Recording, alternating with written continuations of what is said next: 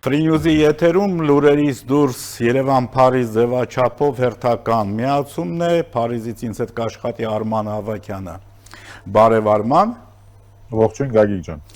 Արման ջան, ոնց որ թե այս անգամ էլ չենք էլ ասելու, որն է մեր թեման JD Vance-ի այցն էր Հայաստան, իսկապես պատմական այց, բայց ուղղակի այդ պատմական այցի մասին խոսալուց առաջ ուզում եմ հիշեցնել նաև մեր հեռուստադիտողին, մենք մի հատ կիսա բարեկամ բան ունեինք, երկիր ունեինք, չէ, Բելոռուսի Հանրապետություն, որի կարտոֆիլային պրեզիդենտը ժամանակին ասում էր Արմենիա կուդա վիդենիցես, հա? Հիմա դրա պատասխանը ոնց որ ստացանք, ու նաև ընդ ավելացնում էր, թե ում եք դուք պետք, հա? Հիմա այստեղ հարցը ինչի թե մենք ում ենք պետք, հարցը այնա, թե ում հետ մենք կարող ենք ուղղակի գործընկեր լինել, ընդ որում համաշխարհային լիդեր պետության գործընկեր, ոչ թե ֆորպոստ, այլ գործընկեր։ Հիմա դա արդեն փաստ է։ Այսպիսին է սուվերեն, անկախ, ազատ եւ ինքնիշխան երկիրը։ Այո։ Եվ իհարկե այդպիսին էր նաև երկրի կատարած քայլերը, տնային աշխատանքը, որը բերեց նրան, որ այսօր Միացյալ Նահանգների փոխնախագահը գալով Հայաստան կարևորագույն փաստաթուղթ է ստորագրում եւ մի շարք վստահ եմ իրականանալի խոստումներ ու երբ որ գնում է Ադրբեջան, Հայաստանից Ադրբեջան,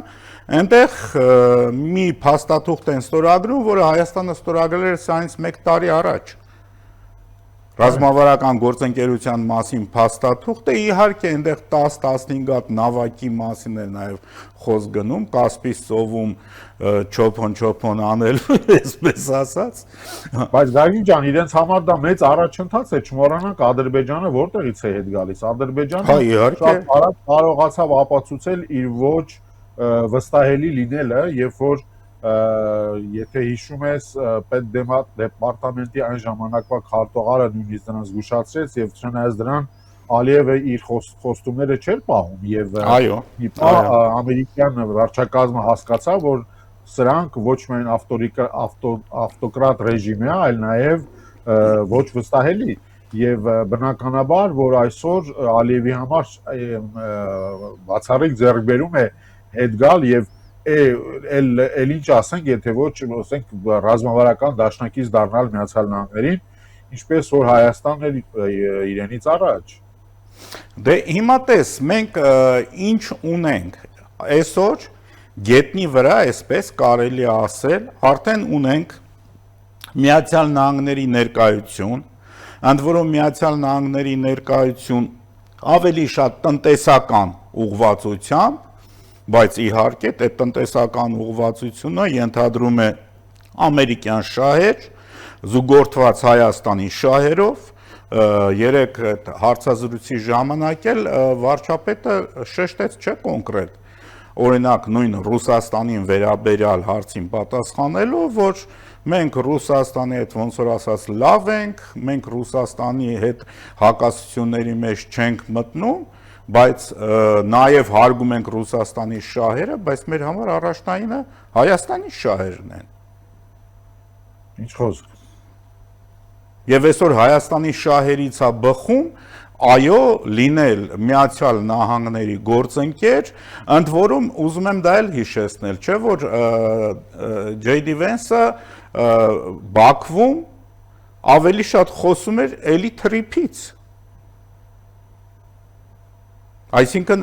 այստեղ Ադրբեջանի տնտեսության մասին չէր խոսք գնում, չգիտեմ, հա, այնտեղ բաներ կային, հավուր պատշաճի, որ ասվում էին,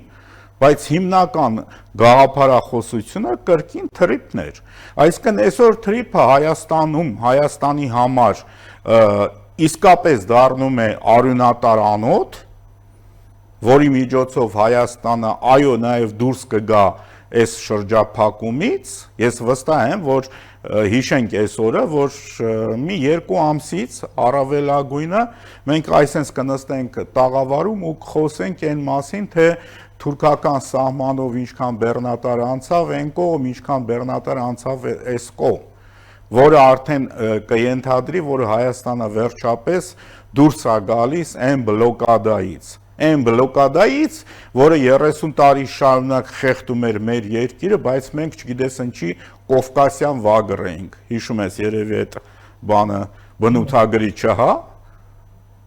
Այսինքն մենք բոլորը շատ լավ գիտենք այդ ժամանակահատվածում, որ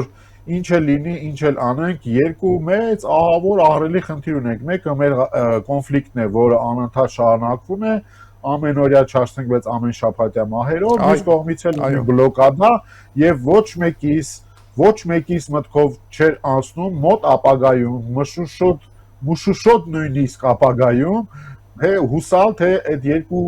խնդիրներից որից մեկը կարող է մոտալու հանգուցալուծում ունենալ։ Եվ վերջո Գագիկ ջան, մենք այսօր հասկացանք մի բան, որ Ամերիկայի Միացյալ Նահանգները եկան Կովկաս եւ այն աստիճանի լրջությամբ, որ նույնիսկ հրահրեցին նույն եվրոպացիների, կարող են հրահրել նույն եվրոպացիների խանդը, խանդը, որովհետեւ այն ընթացքում, երբ որ ինչ խոսք Եվրոպա մեզ շատ օգնել է, չպետք է մոռանանք դրա մասին, բայց նաեւ չմոռանանք, որ Եվրոպան շատ հաճախ օգնությունը տեսել ենք միայն դեկլարացիոն տեսքով, հա, ասենք ինչ-որ խլոտ մտահոգություններով, այո, մտահոգություններով ինչ խոսք եւ այսպես ասենք մեզ եղել են պաշտպան այսպես հոգեպես եւ բարոյապես, շատ կարեւոր է ինչ խոսք երկրի համար, բայց դրանով չի որ երկիրը կարող է սնուցվել եւ նրա առօրյա խնդիրները լուծվել եւ Ադրբեջանի պարագայում շատ լուրջ ձեռքբերում է նաեւ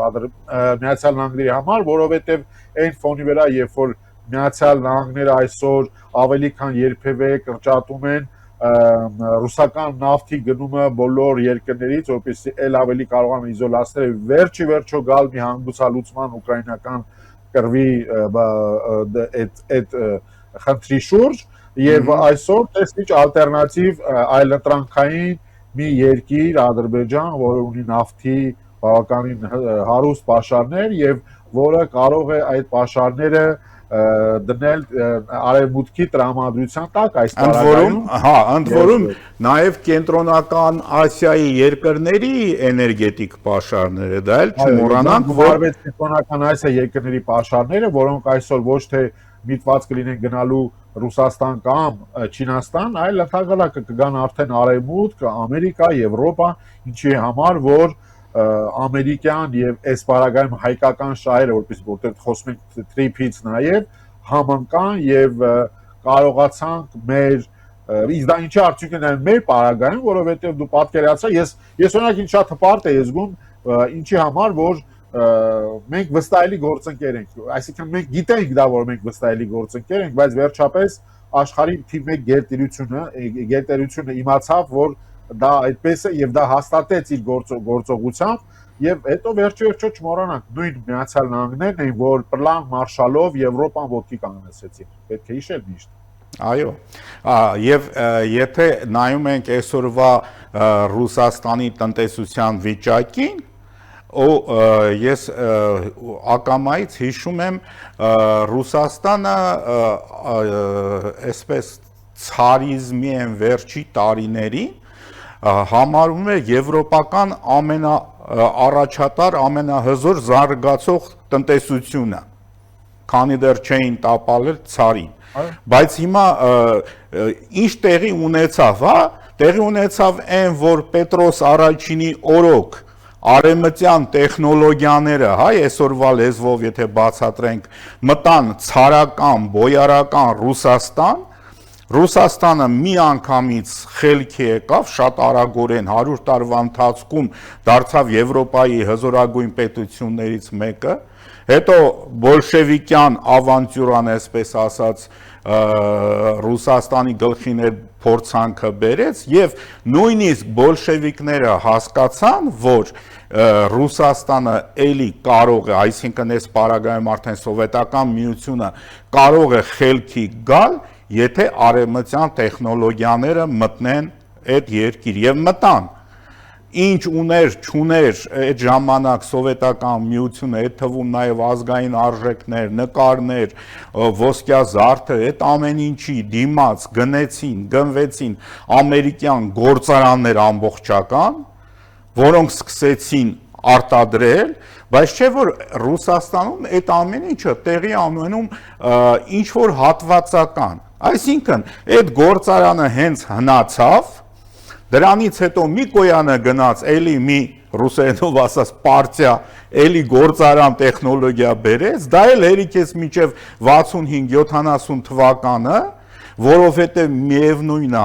այդ երկրում տեխնոլոգիան չի վերարտադրվում, այդ երկրում տեխնոլոգիան գալիս է, մաշվում է ու դառնում է մետաղի ջարդոն։ Հիմա ես ինչի համար այսքան երկար խոսեցի, որովհետև այսօր մենք լինելով հետ խորհրդային, ինչ որ առումով նաև Ռուսաստանի այդ ծանր կնիքը տնտեսական կրող երկիր, այսօր մենք հնարավորություն ենք ստանում արևմտյան տեխնոլոգիաները տեսնել մեր երկրում, արևմտյան տեխնոլոգիաներով մեր երկրի տնտեսությունը առաջ տանել, բայց այստեղ ամեն շատ կարևոր նյուանս է, եթե թույլ կտաս Գագիկ ջան, կներես ընդհատում եմ, այստեղ նաև կա քաղաքական կամքը, հա, քաղաքական կամքը շատ կարևոր նյուանս է, որովհետև սովետական ժամանակահատվածում կարող է լինել, հա, լինել կոմերցիոն, հա, պահիտակ հասունացած ինչ-որ մի բան, հա, գնում, հա, նույն գործարանների տեղադրում, բայց քաղաքական կամքը չկար, չէր կարող լինել, այսինքն երկու տարբեր քաղաքական ուղենշով շարժվող տերություններ են, հա, մի կողմից սովետական միությունը, որտեղ կոմունիզմ է, մյուս կողմից արևմուտք, որը ամեն կերպ խուսափում է կոմունիզմից եւ բնականաբար չեն կարող լինել այդ գիտես այդ գործարանների այդ նույն այդ update-ները, նույն այդ հարացումները, հարմացումները, հա, որովհետև բնականաբար չես չնչում նույն, հա, այսպես ասենք, կլինի տնտեսությանը կամ կլինի քաղաքացիների կամ քաղաքական առումով նույն ուղենիշը չունեն երկրները եւ բնականաբար չեն կարող սինխրոն ձևով նաեւ առաջընթաց ապրել եւ բնական է որ մեր պարագայում հիմա ինչ որ տեղի ունենում մենք քաղաքական առումով ընդունված ենք նախ որպես բացարձակ ժողովրդավար մի երկիր մեզ դրան պահանջվեց որ 18 թվից հաշվի հա փաստորեն ինչքան 6-8 տարի հա ոչ ավել որպեսզի մենք կարողանանք լրիվ ռևերս լինենք այսինքն վերջնականապես ցույց տանք եւ ապացուցենք ցույց տալ ապացուցել եւ ամենօրյա աշխատանքով նաեւ դա շարունակվում է որ մենք վերջի վերջո ոչնչով պակաս չենք մեր քաղաքական համակարգը համապատասխանեցնելու արևմտյան քաղաքական առողջ համակարգի հետ որտեղ առաջին իսկ կարևոր արժեքը մարդն է որտեղ ժողովրդավարությունը կարևոր արժեք է եւ որտեղ ամեն կերպ մինիմումի հասվում կաշառակերությունը եւ առողջ նաեւ էկոնոմիկ ըստ այդմ տնտեսական դաշտը եւ դրա մեզ խանգարում է դրա անվտանգային կողմը, հա, բայց այդ անվտանգային կողմը արի ու տես թե ինչպես լուծվեց, երբ որ վերջի վերջո ռեգիոնի խաղացողների երկու կարևոր խաղացողներ պարագայում խոսքը մեր եւ Ադրբեջանի մասին է եւ մենք եւ ունեցանք այդ խոհեմությունը հասկանալու որ վերջի վերջո ամենաճիշտ ընտրությունը առանց միջնորդների լեզու գտնել եւ գալ խաղաղության կամ թե այսօր ունենալ մի միջնորդ որը մերթ մի կողմից նախ եթե հիշում ես նեղեց մեզ հետո չմոռանանք ինչպես է նա նեղում Ադրբեջանին հա ինչպեսի չմոռանանք այդ ինչպես այդ ինքնաթիռը խոցվեց չմոռանանք դրան հաջորդող ինչ իրադարձություններ եղան Ալիևի հետ չմոռանանք ինչպես էին ադրբեջանական համույթի վրա ճնշումներ գործադրվում այդ ամբողջը որովհետև Ադրբեջանը որոշել է այլևս չծառայել բուտգործիկ Ռուսաստանի համար ռեգիոնում եւ վերջի վերջո այսօր Ռուսաստանը պետք է իմանա մի բան այսօր ինքը պետք է դա ասի Հայաստանի հետ կապված ծերպի մայա կրասավիցը այո ինձ թվում է նույնիսկ այդ նախադասության կարիքն էլ Հայաստանը այսօր չունի հա Ռուսաստանը այո փորձելու է այս պարագայում բլիթի քաղաքականություն վարել, որտեղ մտրակի քաղաքականությունը ոչ մի արդյունք չտվեց, ավելին ինքը հնարավորություն ստեղծեց, որ Ադրբեջանն ու Հայաստանը նստեն դեմ դիմաց, իհարկե Միացյալ Նահանգների, այսպես ասած, բարձր հովանու ներքո, իսկ այս բարձր հովանին հենց շեշտում եմ նրա համար, որ ավելի շատ դա վերաբերում էր Ադրբեջանին, որտեվ մենք տեսանք, թե ինչպես ընդունեց Վենսին պաշտոնական Բաքուն, մենք տեսանք, թե ինչ օրակարգով էր Միացյալ Նահանգների փոխնախագահը եկել Հայաստան եւ ինչ օրակարգով էր գնում Ադրբեջան։ Բայց գիտես ինչն է ցավը, Արման ջան, ես որքան նայեցի սոցցանցերում, որոշ մեդիաներում ինչ որ չարախինդ մանր բաներ էին փնտրում, բա տեսակ J.D. Vance-ի երեխեն պրոտոկոլը խախտեց վազելով իջավ ներքև, բա տեսակ ինչ որ գորգ էին տարել գցել այնտեղ, ընդ որում այդ գորգի վրա ադրբեջանցիներն էլ են խորացել, որովհետև ասելու բան չկար, միակ բանը, որից այսպես ասած կարային կախվեին, էդի գորգն էր, են էլ ինչ տրամաբանության, բա գիտեք ինչ, դա Ղարաբաղյան գորգ է, ապուշն էր, բա էլի որ Ղարաբաղյան գորգ է, ուղղակի ձեր ասած Ղարաբաղի մասին չի խոսքը, ու մնացած բոլոր առումներով միլիարդը միլիոնը ասել, միլիոնը միլիարդ ասել, թարգմանիչը սխալ թարգմանել, չգիտեմ ինչ, այն աստիճանի, որ այդ մարդը 2-3 անգամ նույն տեքստը կրկնեց։ Այդ թվում օդանավակայանում ճեպազրույցի ժամանակ, այս միլիարդը միլիոն սարքողները տեղ մի քիչ արդեն ընկճվեցին, որ էդի չստացվեց, այն երեղություն ձեր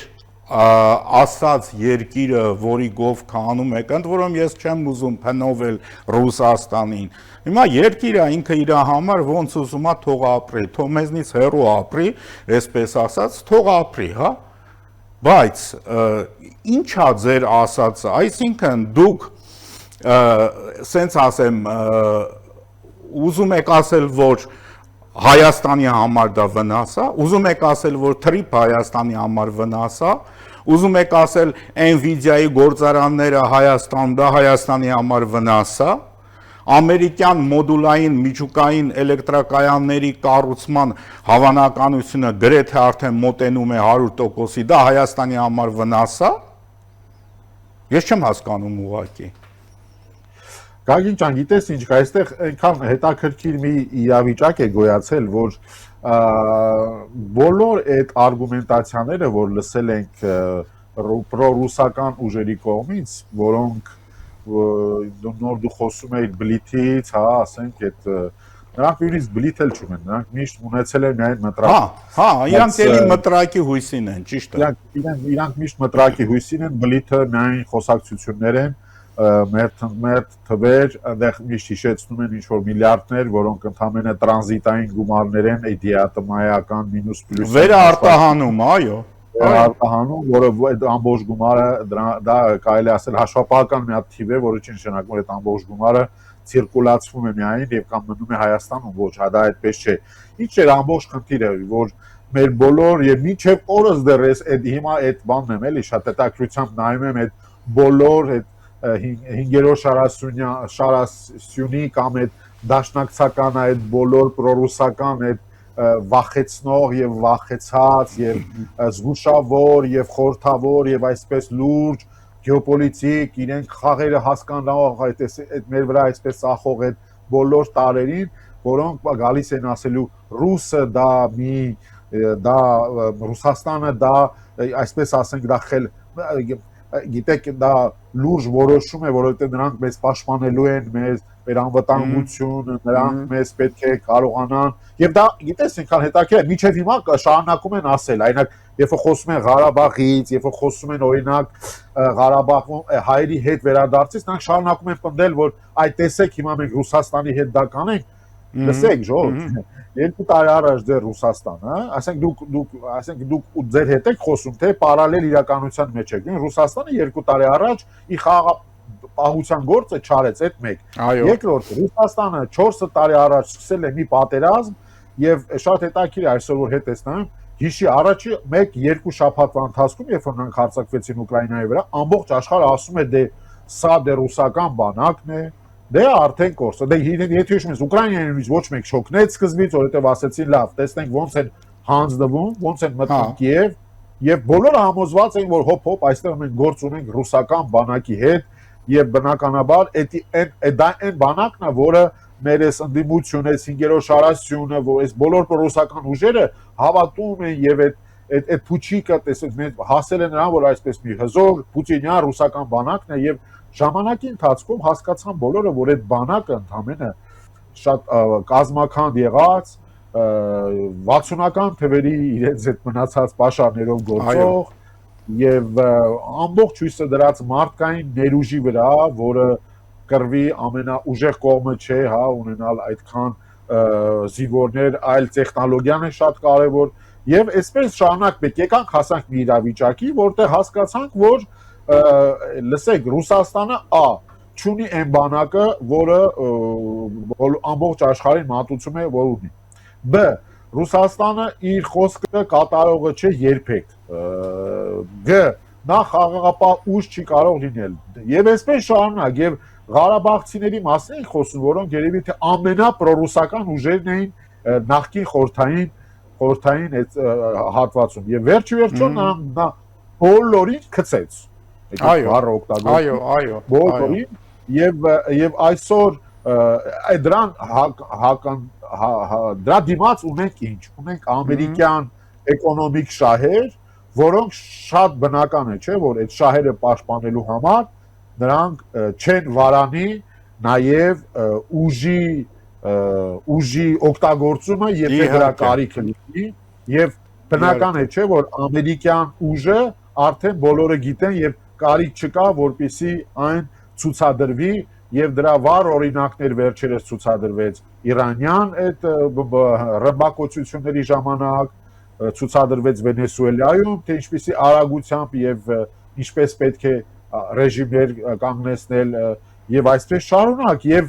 այսօր շատ հետաքրքիր է քո ասած այդ թելերից կախվելը ինչքան այն մեռնողների վերջին խրխրոցներն են երևի թե կարելի ասել այսպես ուղղակի պետք է մի բան հասկանալ որ հերիք է որպեսզի դուք փորձեք ձեր քաղաքական ասեմ անձնական եւ ձեր չգիտեմ կուսակցական շահերից ելնելով խոսել մի իրականությունից, որը մեռնող կամ մեռնելու ճանապարհից լինող այդ իրականությունն է, սովետ միության ռուսական, որը վերջի վերջո ապացուցեց, որ ինքը ոչ մի լուրջ ուժ եւ պարտներ չի կարող հանդիսանալ որևիցե մի երկրի համար, այս պարագայում մեր համար եւ նաեւ նույնը շատ արագ հասկացա նաեւ Ադրբեջանը։ Ես մեկ այլ օրինակ էլ բերեմ, ես օրինակ երեք պաշտպանության նախարարը հրապարակեց մի տեսանյութ, որը լեռներում այդ հենակետն է, դե մենք ոնց որ գիտենք, հա, նախկինում, որ պատմում էին զինվորները, ովքեր սահմաններին էին, դա կոչվում էր պոստը ինքնին ենթադրում էր մի հատ խրամատ, լավագույն դեպքում մի հատ ինչ-որ տնակ, որտեղ կարող է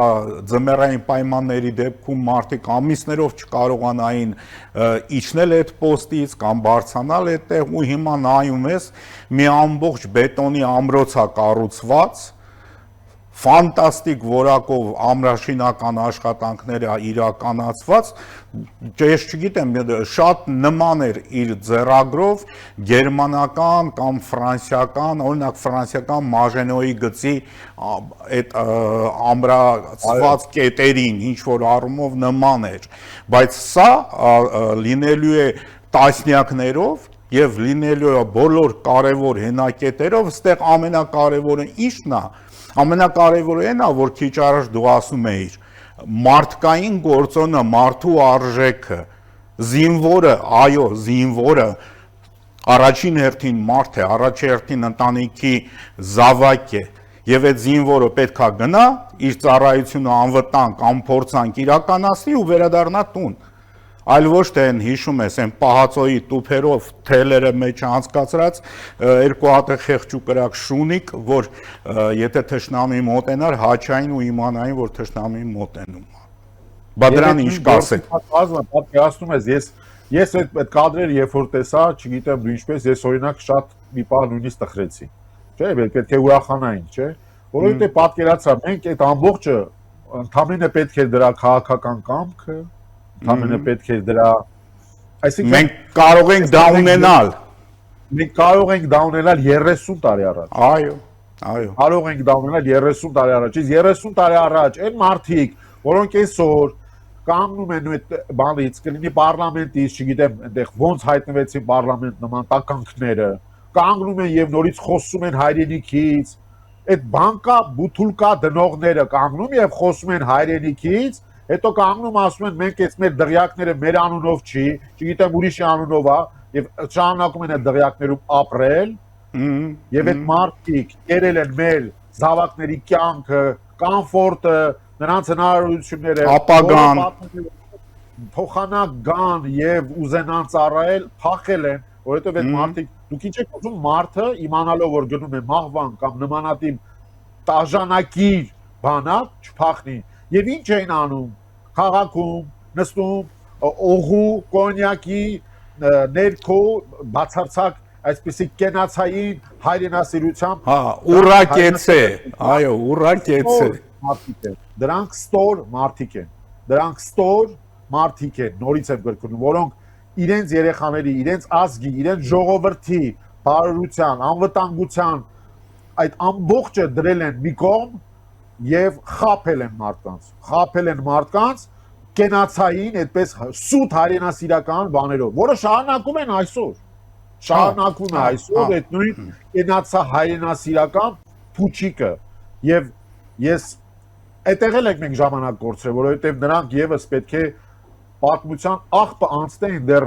հեղափոխությունից հետո։ Այդ ամբողջ այդ բոլոր այդ որ եկել են Դևենսի պատիտա կանգնել են այդ բոլոր այդ ազատիչի այդ բոլոր այդ կոմիտեները, հա, այդ Շարմազանովյան այդ Աշոտյանիկները կանգնել են եւ չգիտես ինչ ապուշ դեմքերով sense կանգնել եւ ինչ որ բաներ են պահանջում։ Լսեք, գերիների հարցով Եթե դուք այդքան մտահոգված եք եւ այդքան դուք որոշել եք անընդհատ փորփրել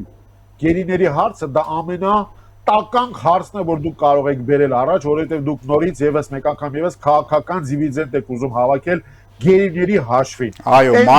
մարդկանց դժբախտության հաշվին, այո։ Մարդկանց դժբախտության հաշվին հասել եք այդ օրի, որ մարդկանց